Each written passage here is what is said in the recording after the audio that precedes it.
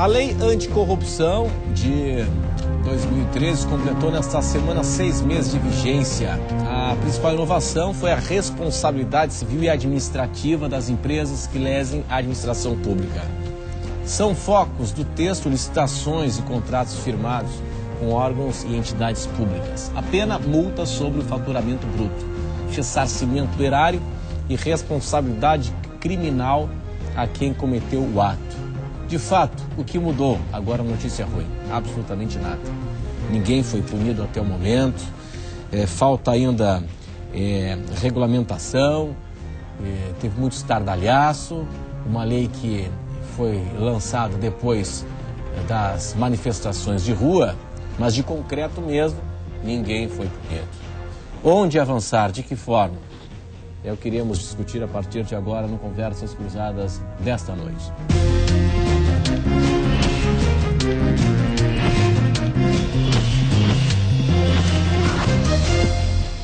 Conversas Cruzadas aqui na TV Com, você pode participar do programa pelas redes sociais. Você acredita que a lei anticorrupção, ela vai frear a corrupção no país? Ela contém, ela pune, ela responsabiliza aquele que pratica a corrupção? É o que tratamos a partir de agora no Conversas Cruzadas desta noite. E você participa pelas redes sociais, é o endereço do Twitter e também tem o Facebook para você participar. Hoje nós estamos na companhia da advogada Flávia de Araújo Bispo. Também o programa recebe o advogado Murilo Gouveia dos Reis, que é advogado da FACIS, que é a Federação das Associações Empresariais no Estado. O programa recebe ainda o advogado José Sérgio Cristóvão, representando aqui na mesa o movimento Eleições Limpas. E ainda recebemos o empresário Marcos Souza, que é empresário presidente da Enflo CDL São José. Obrigado pela atenção, pela presença de todos nesta noite aqui conosco no Conversas Cruzadas, que tem um oferecimento de Senge em defesa do profissional da engenharia sempre. Residencial San Jean, o começo da sua nova história, o empreendimento RDO no Cobrasol. Sebrae, soluções para a sua empresa acontecer. Quevedo Ótica, 25 anos de tradição em Santa Catarina. A Ibagi chegou no Cobrasol e em Palhoça. Ibagi, sempre o lugar certo. Fiesc, trabalhadores da indústria, a força que gera competitividade. Queres, compre agora e concorra a 3 carros na promoção Trio da Sorte. Bom, eu conversei esta semana, com a senhora na CBN Diário, no Notícia na Tarde, no dia em que a lei anticorrupção estava completando 6 meses nesta semana. A avaliação, ela, na medida em que nós não temos ninguém punido, ela pode ser considerada positiva ou é negativa? Boa noite. Boa noite, Renato. Boa noite àqueles que estão nos assistindo. Boa noite aos colegas que estão aqui presentes. Eu gostaria, Renato, de contextualizar um pouquinho a legislação para a gente chegar a essa resposta. Primeiramente, esta lei, é importante a gente saber que ela veio de um projeto de iniciativa da Presidência da República.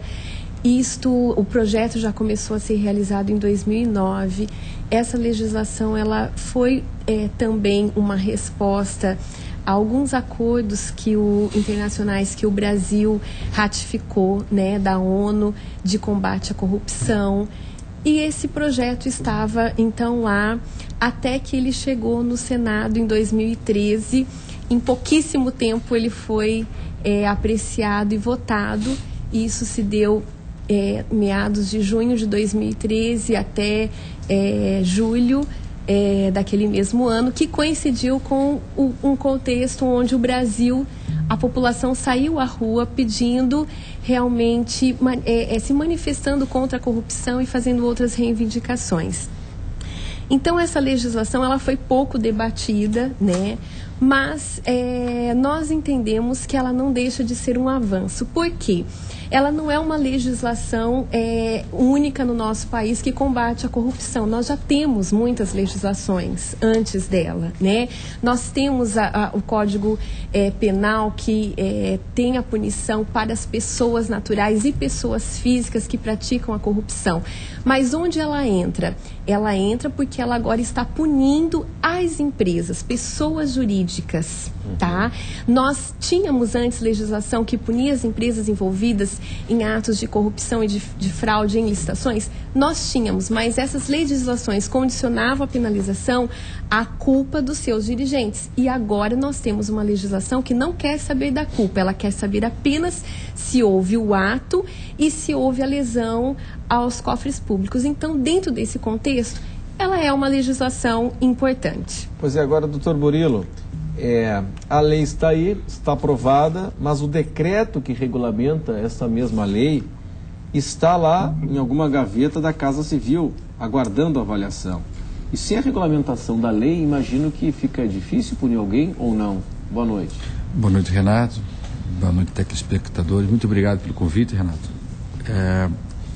Nós estivemos acompanhando, Renato, esse desenvolvimento do estudo da lei e aproximação ao Brasil, porque essa é uma legislação americana, na realidade, né, que nasceu lá em 1970, iniciou com o caso Watergate. O Senado americano, preocupado com isso, começou a lançar olhos em cima de uma maior licitude nos processos e descobriu que muitas empresas americanas, uma delas, que é a empresa de aviação, Lockheed Martin,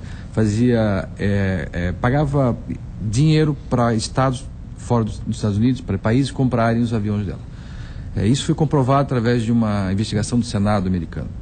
Isso em 77 acabou se criando a lei, o FCPA americano, que é a lei que pune as empresas que fora dos Estados Unidos comprarem, né, darem propinas aos estados para comprarem os produtos americanos. Isso em coisa de 15 anos deixaram de lucrar 22 bilhões de dólares. E o americano percebeu que a ideia era fantástica, mas ou todo mundo aderia àquela ideia ou eles iam sair perdendo. E aí começaram a gestionar na OCDE, na ONU, enfim, para que o mundo inteiro aplicasse essa legislação. Então, vem daí, a legislação vem daí, não é ideia nossa. Sim. Só foi provocada por um momento que o Brasil passou e acabou precipitando ela. Mas nós vamos acompanhando esse processo, né? A lei ela é autoaplicável, ela não precisa de decreto. Não precisa. Decreto. Tocantins e São Paulo já fizeram decreto. Que não sei da utilidade dele, porque sem o decreto federal ele pode ser colidente. Então, é melhor não fazer o decreto. E 4 ministérios públicos do interior já usaram a lei dentro das suas denúncias e tem juízes apreciando já a lei. Sim. Acho que 5 meses de validade da lei, de 29 de janeiro para cá, eu acho que ainda ela é uma criança, né? Ela está ainda nascendo. Tem um tempo aí de maturação, né? É muito cedo para existir alguma punição? É muito cedo para existir uma punição decorrente dessa lei. O próprio judiciário é novidade. Para o próprio mundo jurídico, novidade. Fizemos uma discussão em Brasília há 4 meses atrás, com advogados do Brasil inteiro sobre isso. Eu fiz uma palestra sobre isso nessa discussão, advogados de empresas, e também em São Paulo, no Congresso, nós fizemos lá em São Paulo sobre isso. Há novidade de tudo, há novidade de todos os campos, né, de como aplicação. A lei ela é dividida em 2 partes, uma parte administrativa e uma parte judicial. A parte administrativa não tem recurso. É a primeira lei do Brasil que fala em perdimento de empresa. O que é isso? Um juiz decretar o perdimento da empresa. Tua empresa ela sai da tua mão. Mas a lei não fala se ela fecha ou se é... Sim, fica na mão de quem? De um interventor? Não está claro isso. Mas além das multas que pode ser... Sim. Essa lei ela é drástica e grave. Terça-feira à noite eu fiz um debate lá em Penha, aqui perto de Joinville, também com um grupo de empresariado lá, 40 empresários, que também não sabiam disso e ficaram preocupados. A ideia é fantástica.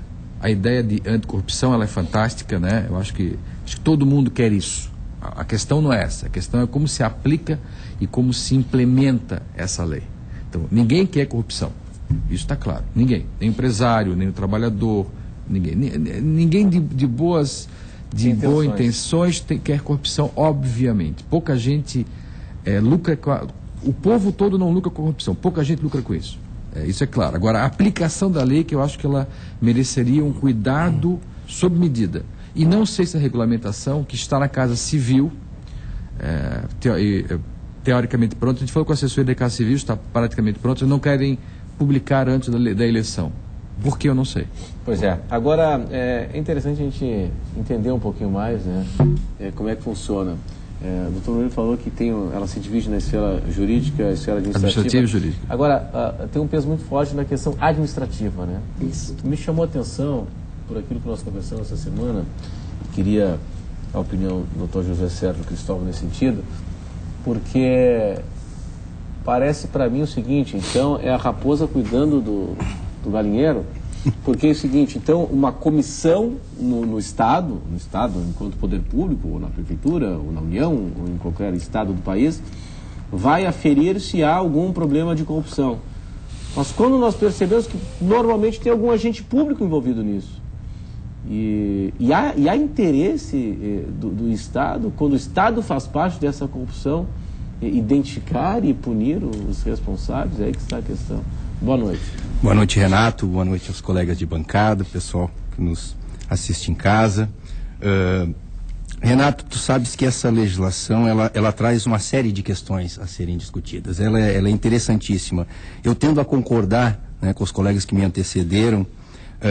Primeiro, eu acho que ela, do ponto de vista global, geral, ela é sim um avanço. Ela é propositiva, ela é simbólica, ela traz o debate da corrupção para um novo eixo. Não é que é uma novidade discutir a corrupção a partir das empresas, mas é uma novidade da legislação se marcar especificamente a partir das empresas, né?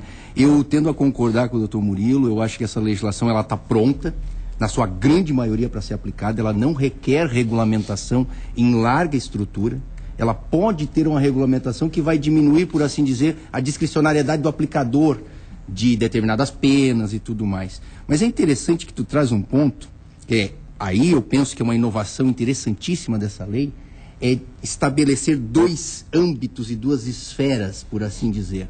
A esfera administrativa e a esfera judicial. E nós, no Brasil, temos uma tendência a desprestigiar muito a esfera administrativa. Sim, sim. Nota que o modelo francês, de onde nasceu o direito administrativo, a base é o contencioso administrativo. No modelo francês, até menos de uma década, nota, o modelo francês que criou o direito administrativo é de 200 e tantos anos atrás. O juiz não aprecia a questão administrativa, quem aprecia é o próprio Estado. Mas a imagem, até gostaria que a senhora abordasse essa questão também. Imagino que a imagem perante a opinião pública do procedimento administrativo é a pior possível. Quando se fala em sindicância, não vai dar em nada. Né? Vamos abrir um procedimento interno para investigar, não vai dar em nada. Essa é a sensação da opinião pública. É aquela ideia de vamos fazer uma reunião para não decidir nada. Exatamente. Então vamos abrir um processo administrativo para não apurarmos nada. Eu penso que sim, há um senso comum nesse sentido, mas eu acho que no Brasil nós já temos talvez, e aí eu estou arriscando, mas talvez nós já tenhamos maturidade democrática para discutir com mais seriedade alguns temas. Por exemplo, sim, existem pessoas honestas na política, não tem só corruptos na política. Sim, existem pessoas honestas na administração que podem levar a cabo alguma fiscalização adequada. Sim, a sociedade tem que tomar parte nessa questão e não simplesmente pensar que vai de 2 em 2 anos apertar numa urna o voto e dizer, olha, cumpri a minha função de cidadão. Eu acho que essa legislação, ela é simbólica nesse sentido, porque ela estabelece um debate sobre a corrupção a partir de uma ótica. Se existe um corrupto, existe um corruptor. Precisamos discutir isso. A 8429 de 92, que é a lei de improbidade administrativa, não é que ela não possa punir o corrupto privado ou o corruptor privado, mas não é o foco dela. A lei de licitações, a 8666 de 93, traz uma série de crimes, inclusive, que são aplicáveis à pessoa natural, mas muito dificilmente às empresas. Então eu noto que ela traz o debate como uma novidade. E nesse sentido eu penso que ela já traz avanço. Muito embora a gente tenha que temperar muito ainda. Sim. Ela é uma legislação, como o doutor Murilo comentou, e eu concordo, muito drástica em alguns pontos. Eu vou citar só um ponto para nós fazermos um gancho para depois.